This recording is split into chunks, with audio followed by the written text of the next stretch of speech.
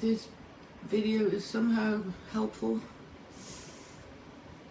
Not actually to me, but the fact I know that I'm only one of millions and millions and millions of people in the world that are just like me, actually.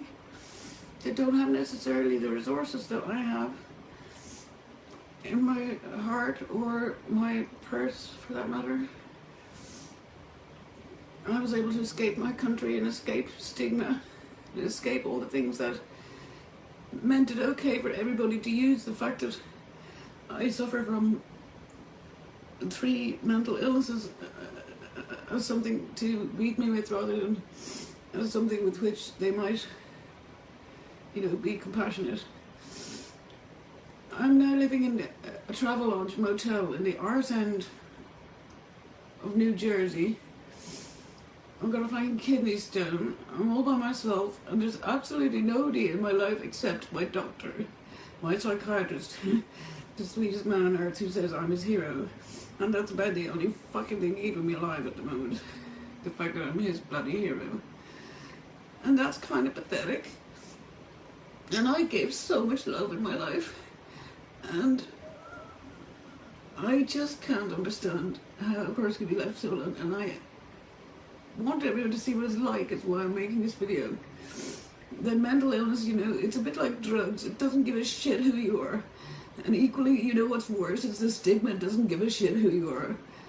And suddenly, all the people who are supposed to be loving you and taking care of you are treating you like shit. And then when you're angry or you're hurt because they're doing it, it's like a witch hunt. They're pointing at you going, see, this is why we don't want to know. And it's like, oh, I'm fighting like all the millions and millions that I know I'm one of, to stay alive every day. Which I'm doing because I love the people that are doing this to me. I'm not staying alive for me. For me, if it was me, I'd be gone straight away back to my mom. Because I've walked this earth alone for 2 years now, as punishment for being mentally fucking ill and being angry that nobody would fucking take care of me. Specifically for being suicidal, actually, and for being angry. Everybody's so afraid of an angry woman, and what do? When I'm angry, I write angry emails. I don't stand screaming, shouting at people. I don't, So all these big hairy men that are supposed to be my family are so scared of the little woman who's sending them angry emails. They're like, that woman has been left. I've been wandering the globe for 2 fucking years. I'm a 5'4" little fucking woman, wandering the world for 2 years by myself. Nobody in my fucking life, nobody, except my business manager, who can take any advantage he wanted. You know what I mean? And I'm all by my fucking self, and it's a crime, and it should not be acceptable to any man that knows me and claims to love and care about me, that I'm still sitting here after 2 years and I'm begging to be brought home. Somebody who loves me to come and get me. That's what I keep saying. No answer, never, from nobody. Nobody wants me. Why? Because I was angry that they all fucked off. Then they say they didn't fuck off while they're fucking off. Completely invalidating your reality. That's what happens when people think, mistakenly or otherwise, that you have a mental illness.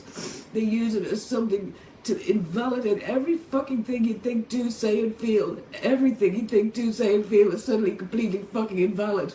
And that's why I had to get up and walk the fuck away from Ireland, my kids, my everything, because I didn't want to stay alive, and I'm not going to let somebody use the fact that they think, whether mistakenly or otherwise, I've this, that, or the other fucking illness, use it as something to kill me with, or beat the shit out of me with, or make me feel like a shit person. I'm doing my fucking best in the world like everybody else, is the thing. And I know I have a good heart, even if I've been an a-hole a lot of the fucking time, And I didn't exactly have the greatest example, let's face it, with my own fucking parents. And, Jesus, the very ones bury you even when you're alive.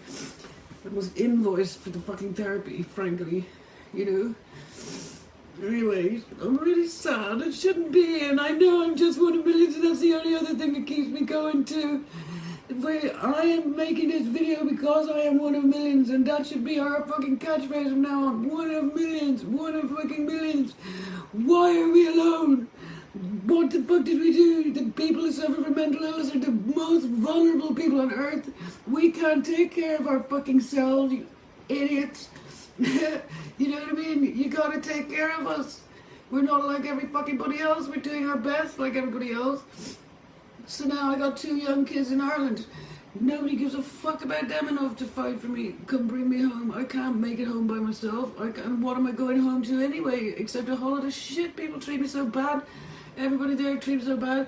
I'm end up wishing I was dead. Or 3 fucking illnesses made me suicidal anyway. And a bunch of assholes jumping on me like I'm a fucking cripple. And then I'm not allowed to be angry. It's like repeating my childhood all over again, you know?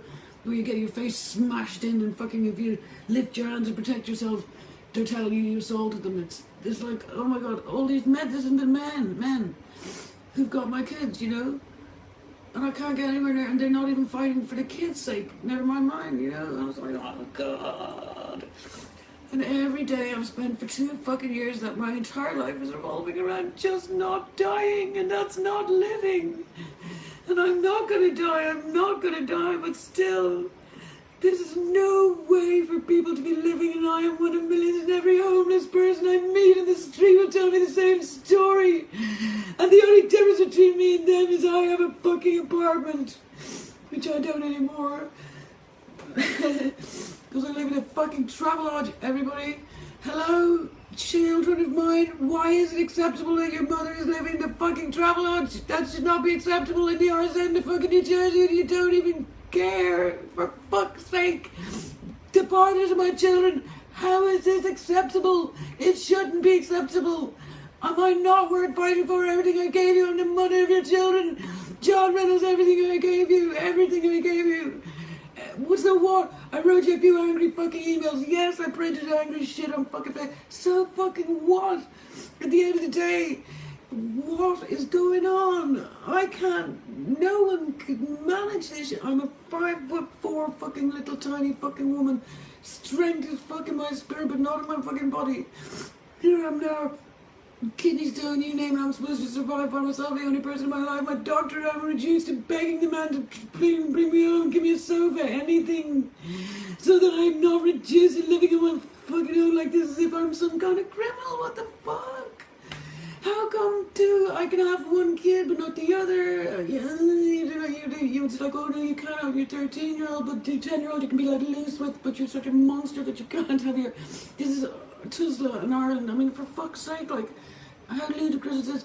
I'm supposed to be supervised with 1 child and not with the 10-year-old child. Loose on the 10-year-old child. No one protecting him. I'm the only one thinking of him. This is a fucking joke. Anyway, I needed to make the video. I've been thinking for the 2 years, you know, that people should see what this is like. Not just write. There's no point just writing about it and, you know, ranting now and then on Facebook, which I'm sure you'll say, well, this is a rant too, which of course it fucking is. People be fighting for their lives. I don't want to die. I want to stay alive. I've got children. All my children. Even the ones that are hurting me. Even the all of them that are hurting me. John Reynolds, Frank, all of them. Everybody that's fucking killing me right now. It's for them. I'm not gonna die. But anyway, I wanted just to make this video that you would all see what the fuck it's like, you know, and understand that, like, one of fucking millions, you know, mental illness doesn't care who you are, but worse, stigma doesn't fucking care who you are, and it's stigma is what's killing people. It's not the mental fucking illnesses. It's you have a family, if you have a family member that suffers from a mental illness, care for them. Tenderness, love, care for them, visit them in hospital. You don't dump them in a bloody hospital and bugger off. Hello, it's 2017. I had the money to escape. I was able to walk out of the bloody hospital and get on a plane and come to the greatest country on earth where strangers are saving my fucking life every day. What about everybody who can't do what I can do? What about everybody who hasn't got a fucking iPad and can talk to the strangers on Facebook who are kinder to me than my own loved ones, for fuck's sake? The strangers on Facebook send me fucking flowers and good wishes. I mean, for crying out loud. 2 years solitary confinement is enough. Please, will somebody in my bloody family act like you give a shit and don't wait till you think I'm dying of fucking breast cancer, which is what they all thought a few weeks ago. Stop acting like bullshit. If I drop down dead tomorrow or something, you're all gonna be upset. Get on a plane, look after your mother. Christ's sake, I don't deserve this shit. I'm your mother. What the fuck is going on? Like, what have I raised? Get me, please. And John Reynolds, tell your son to get me. And John Waters, tell your daughter to fucking get me. And, Frank, get me. What's going on here? This is really sick. You're losing me. My spirit is so huge, and it won't die ever, but my body is tiny, and it is dying. My body is dying now. 2 years. And no one can say I've been warning you, I've been writing to you for months and months and months for the whole 2 years. Months and months and months I've been begging on my knees, the same as this all kicked off 2 years ago with. The same email I'm sending 2 years later that this all kicked off with, where I stated after his hysterectomy, somebody who loves me, please come get me. From then on, it's been nothing but an onslaught of go fuck yourself, Sinead. I'm the little red fucking hen. I fed everybody.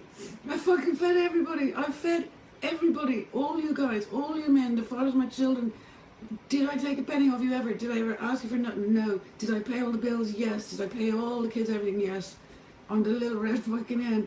Are you going to leave me to die? And you're telling everyone you didn't while you're doing it. And it's not like you don't fucking know.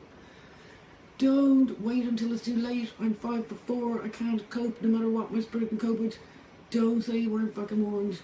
Please, guys out there, you have a family member. It doesn't matter if you've already abandoned them. Go get them. There's a woman named Martha in St. Vincent's with nobody. Her family couldn't give a fuck. They visit her. They visit her doctor, and they can't be bothered crossing the 4 feet of the corridor to see her.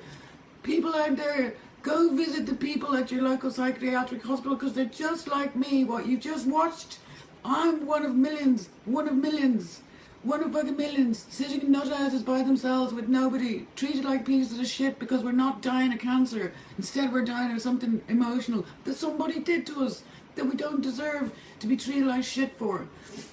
Please, learn from this video. Go around your local psychiatric hospital. If you're age 16 or over, get to know your local psychiatric patients who are beautiful hearted people. Be good and be tender to them and visit them and love them, and don't let them end up like me, having to make pathetic fucking videos on Facebook begging people to help them.